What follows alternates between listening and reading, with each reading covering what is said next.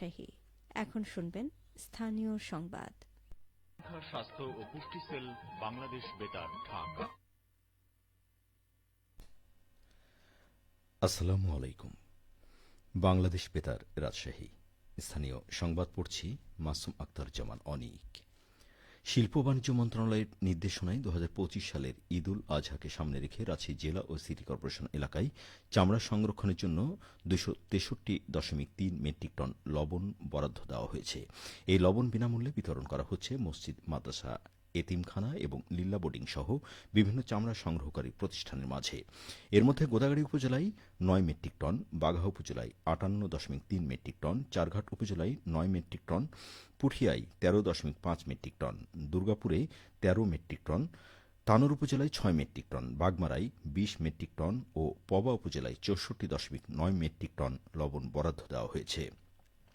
এছাড়া Rajshahi city corporation এলাকার জন্য ৪২.৬ মেট্রিক টন লবণ দেওয়া হয়েছে।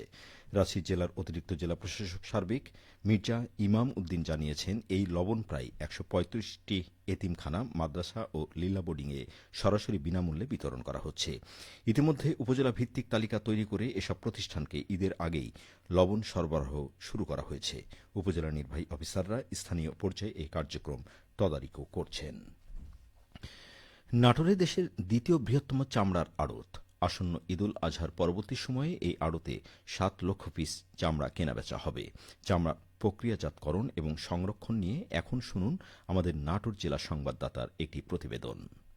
জাতীয় সম্পদ চামড়াকে সুরক্ষা প্রদানে উদ্যোগ গ্রহণ করেছে সরকার। সঠিকভাবে চামড়া ছাড়ানো এবং সংরক্ষণের উদ্যোগ সম্পর্কে জেলা প্রাণী সম্পদ কর্মকর্তা ডক্টর জুলফিকার মোহাম্মদ আক্তার হোসেন জানান, নাটোর জেলায় এবার কোরবানির জন্য মোটামুটি আমাদের ৫,১৪,০০০-এর মতো গবাদি পশু মজুদ রয়েছে এবং এই যে চামড়াটি, এই চামড়াটা আমরা সঠিকভাবে যাতে জাতীয় সম্পদ হিসেবে এটাকে সংরক্ষণ করা যায় সে বিষয়ে আমরা বিভিন্ন খামারিদের সাথে আমরা উঠান বৈঠক, মত বিনিময় এবং প্রশিক্ষণের ব্যবস্থা করেছি। প্রায় আমরা ১,০০০-এর মতো মৌসুমী যারা চামড়া শিল্পের সাথে জড়িত বিভিন্ন উপজেলায় প্রশিক্ষণ দেওয়া হয়েছে। সঠিকভাবে চামড়া ছাড়ানোর জন্য আমাদের প্রায় ১,৫০০ লিফলেট বিক্রি করা বিতরণ করা হয়েছে। এছাড়াও চামড়ার যে ছাড়ানোর সময় বা সংরক্ষণ করার জন্য কি পরিমাণ লবণ দিতে হয়, কিভাবে দিতে হয় সে ব্যাপারেও আমরা তাদেরকে বিভিন্নভাবে প্রশিক্ষণ এবং লিফলেটের মাধ্যমে এই বিষয়গুলি জানানো হয়েছে। চামড়া সংরক্ষণে বাণিজ্য মন্ত্রণালয় নাটোর জেলার এতিমখানা এবং মাদ্রাসা লিল্লা বোর্ডিং সমূহের অনুকূলে ২৪০ টন লবণ বিনামূল্যে প্রদান করেছে। এ ব্যাপারে বিসিক নাটোর জেলা কার্যালয়ের উপব্যবস্থাপক মেহেদি হাসান বলেন, চামড়াটাকে জাতীয় সম্পদ, চামড়াটাকে সুস্থভাবে এবং সুস্থ ব্যবস্থাপনার জন্য লবণ দিয়ে চামড়া সংরক্ষণের জন্য যাতে আপনার লিল্লা বোর্ডিং, মাদ্রাসা এবং এতিমখানা যারা স্থানীয় পর্যায়ে যারা লবণ স্থানীয় যারা চামড়া সংরক্ষণ করে আর কি, তাদের মাধ্যম দিয়ে চামড়াটাকে যেন সুস্থ ব্যবস্থাপনা করা যায় এবং তাদের মাধ্যম দিয়ে যাতে আড়তে এবং লবণ দিয়ে চামড়া সুন্দরভাবে প্রক্রিয়া করে যাতে আড়ত পর্যন্ত পৌঁছানো যায়, এই প্রক্রিয়ার জন্য সরকার বিনামূল্যে লবণ বিতরণের উদ্যোগ নিয়েছে। সরকারের এসব উদ্যোগের ফলে এবার চামড়ার ন্যায্য মূল্য নিশ্চিত হবে, ফিরবে চামড়া শিল্পের সুদিন।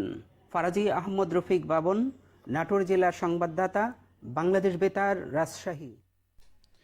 নওগাঁ সাপাহারে প্লাস্টিক দূষণ আর নয়, বন্ধ করার এখনই সময়। এই প্রতিপাদ্যকে কেন্দ্র করে বিশ্ব পরিবেশ দিবস উদযাপন করেছে জবৈবিল জীববৈচিত্র্য সংরক্ষণ ও সমাজ কল্যাণ সংস্থা। দিবসটি উপলক্ষে জবৈবিলের উত্তর অংশের গোপালপুর গৌরীপুর ব্রিজ সংলগ্ন রাস্তার পাশে শতবর্ষী বৃক্ষ, বট ও পাইকড় গাছ রোপণ করা হয়েছে।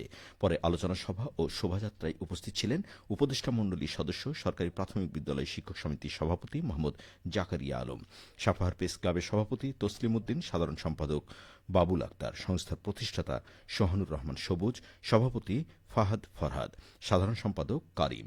অনুষ্ঠানে সূর্যমুখী কিন্ডারগার্টেন স্কুলের শিক্ষার্থীরা পরিবেশ দিবস উপলক্ষে রচিত বিশেষ সঙ্গীত পরিবেশন করে। সিরাজগঞ্জে হু হু করে বাড়ছে যমুনা নদীর পানি, ফলে নদী তীরবর্তী নিম্নাঞ্চল ও চরাঞ্চলে দেখা দিয়েছে বন্যা আতঙ্ক। সর্বশেষ ১২ ঘণ্টায় ৩০ সেন্টিমিটার বৃদ্ধি পেয়ে আজ সকালে শহর রক্ষা বাঁধের জেলখানা ঘাট পয়েন্টে যমুনা নদীর পানি বিপদসীমার ১০০ সেন্টিমিটার নিচ দিয়ে প্রবাহিত হচ্ছিল। একই সময়ে জেলার কাজীপুরের মেঘাই ঘাট পয়েন্টেও বিপদসীমার কাছাকাছি অবস্থান করে যমুনার পানি। বাংলাদেশ পানি উন্নয়ন বোর্ড সিরাজগঞ্জের গেজ রিডার হাসানুর রহমান মামুন বলেন, যমুনা নদীর পানি বৃদ্ধি আরও কয়েকদিন অব্যাহত থাকবে। এই সময়ে বিপদসীমা অতিক্রম করতে পারে যমুনার পানি। এদিকে অস্বাভাবিকভাবে পানি বৃদ্ধি পাওয়ায় যমুনা নদীর চরাঞ্চল ও নিম্নাঞ্চলে বিরাজ করছে বন্যা আতঙ্ক। উঠতি ফসল নষ্টের আশঙ্কায় রয়েছেন কৃষকেরা।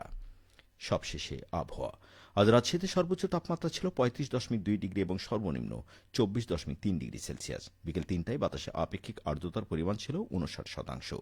রাজশাহী ও পার্শ্ববর্তী এলাকায় আজ সূর্যাস্ত সন্ধে 6:51। সংবাদ শেষ হল। আমাদের পরবর্তী স্থানীয় সংবাদ সন্ধে 6:45।